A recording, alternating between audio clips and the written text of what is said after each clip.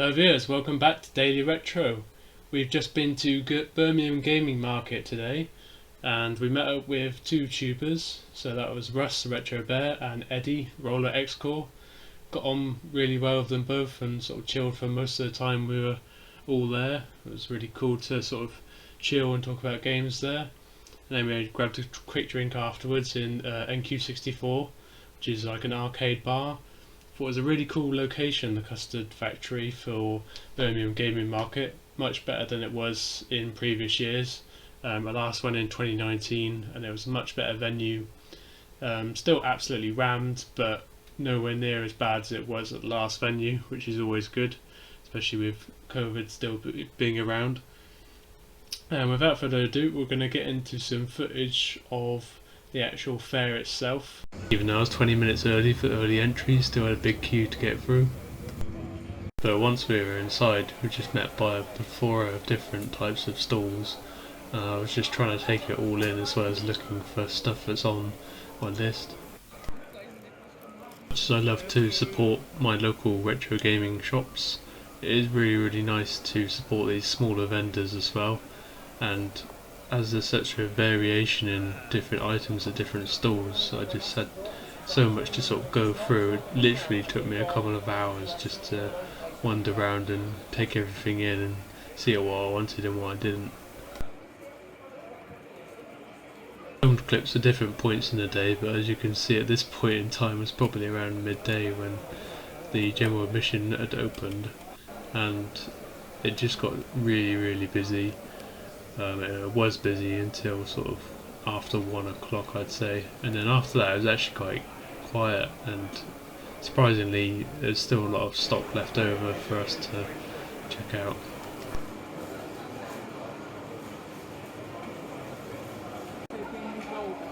Another thing I love about gaming markets is just how quickly you can sort of analyse each vendor's stock in these boxes. You can just rifle through really easily and quickly.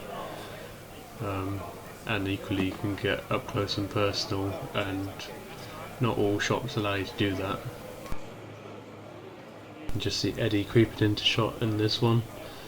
We were all sort of generally looking for the older games, me Mega Drive and Russ looking at Commodore and Speccy stuff, and Eddie's just sort of gets a variety of different items.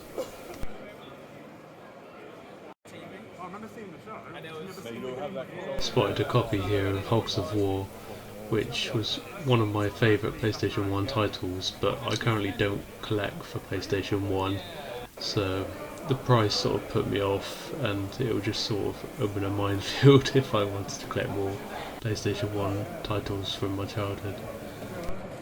And a ton of tape-based and old PC floppy disk style games underneath this booth.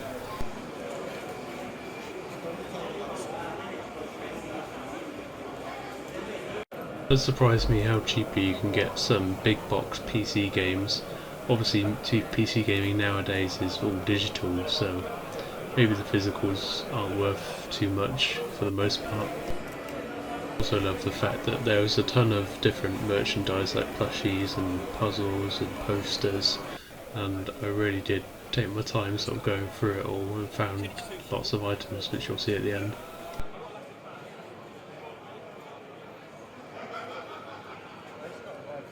I also spent quite a while looking for some DS and PS3 games that were on my list, but to no avail, so just spent the money elsewhere.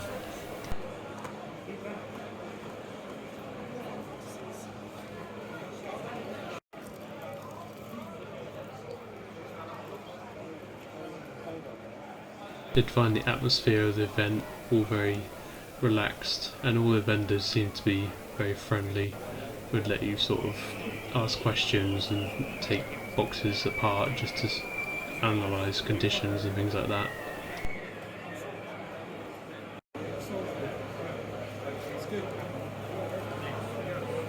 My wife is generally the chief negotiator for me, but she obviously wasn't with me today, so I think Russ and Eddie did a lot of better job of finding good deals on items they wanted.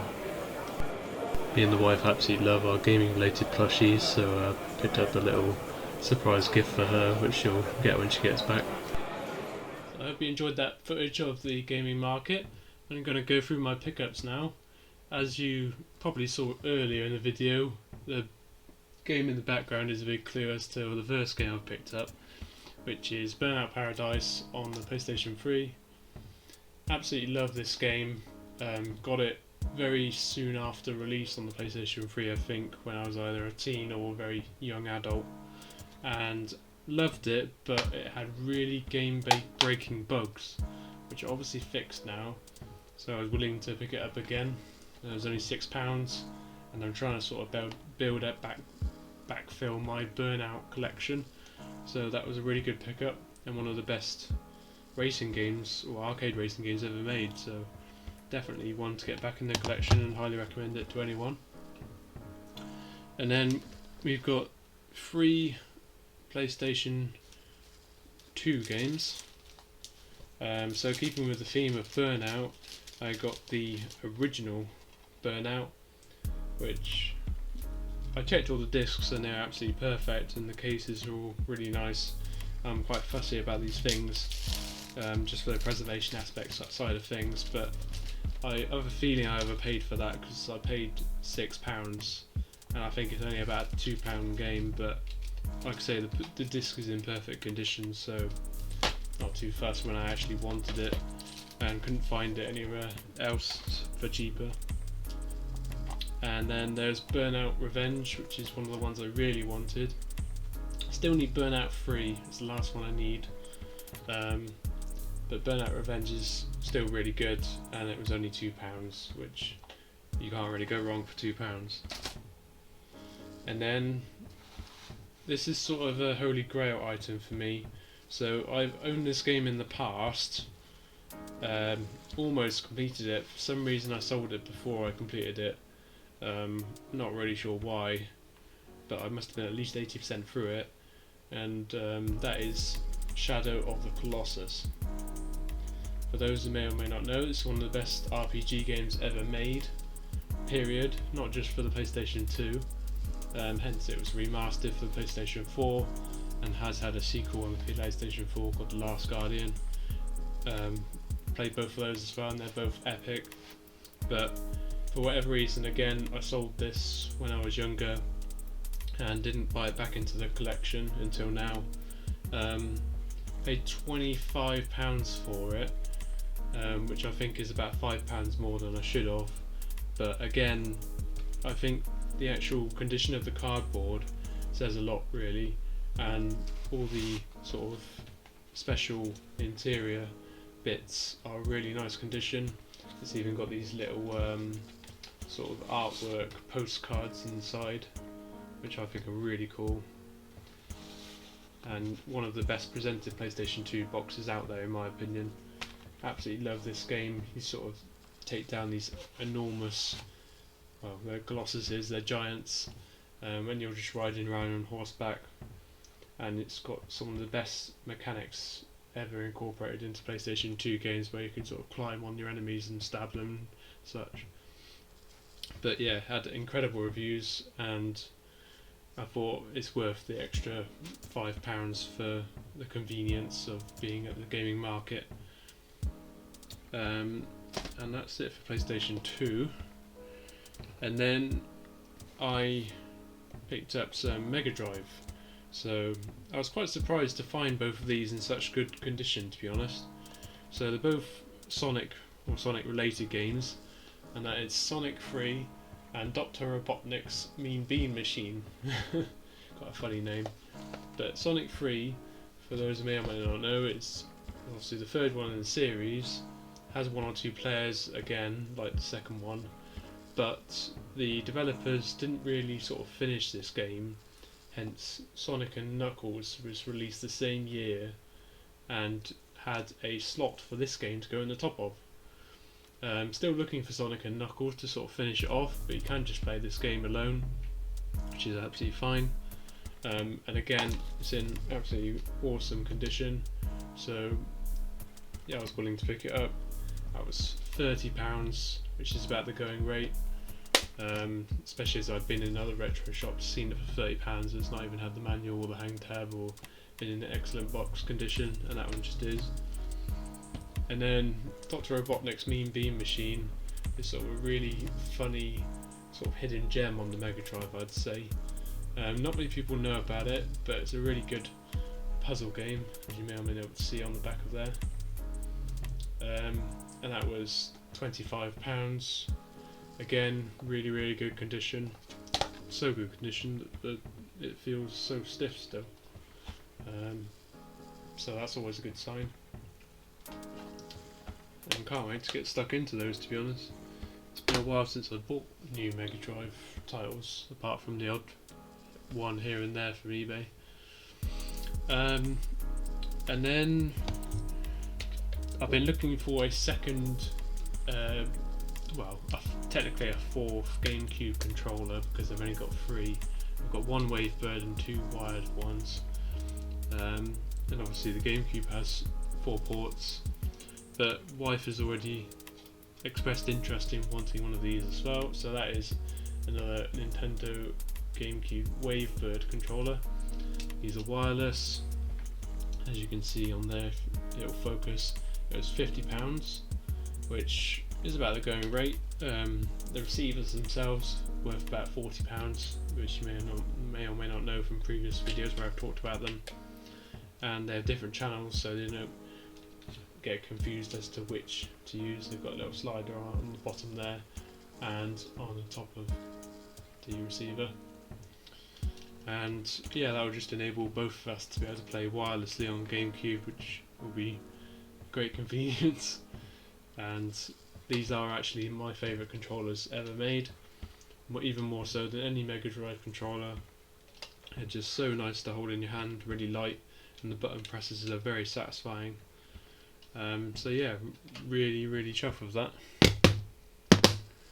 And then I think this is the last item. So saw this stand at the gaming market, which I may have a clip that you may have seen, and it had a load of posters. So obviously my game room is still fairly new and want to put nice artwork in it, and the game that me and my wife love so much recently is Double Dash, so I thought I'd get a Nintendo official magazine poster. Not sure what issue this was from, but I just thought it looked absolutely incredible. It's actually got Mario Kart for Wii poster on the reverse if I ever want to use that, but I actually prefer this side because I love Double Dash and so does the wife, and it's a really nice artistic style. And we actually had this frame lurking around from a misbought purchase from Dunelm, just because I was framing so many things when we moved into our games room, and this one was a bit too small for my other ones, so absolutely ideal that I had this lying around brand new, and it just looks so smart in this. Can't wait to have it up on the wall, but not sure where yet. But that poster was only £5, I think, so definitely not expensive in any case. And then I think lastly is I was looking for quite a few Game Boy Advance games. I was looking for a Game Boy Micro as well, but never found one, and didn't really find many sort of hard to find games, but I did find this, and that's Mario Golf Advance Tour. So I absolutely love Mario Golf on the GameCube especially, so I thought it'd just be nice to get a Game Boy Advance version from around the same era, so they're going to play fairly similar in most likely. And that was only £10 I think, which is the going rate, so pretty happy with that. And that will now enable me to play it on the go, which should be cool.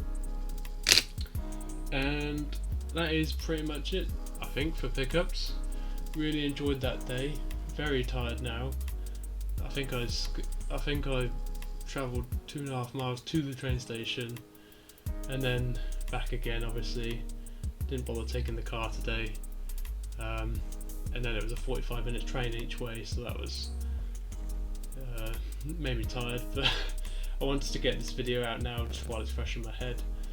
Really enjoyed spending the time at the market with Russ and Eddie.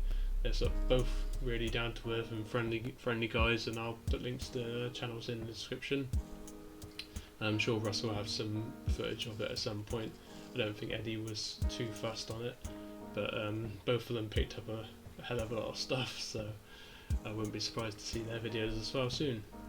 But if you like this video, don't forget to like and subscribe, and hope to see you again soon, guys. Cheers.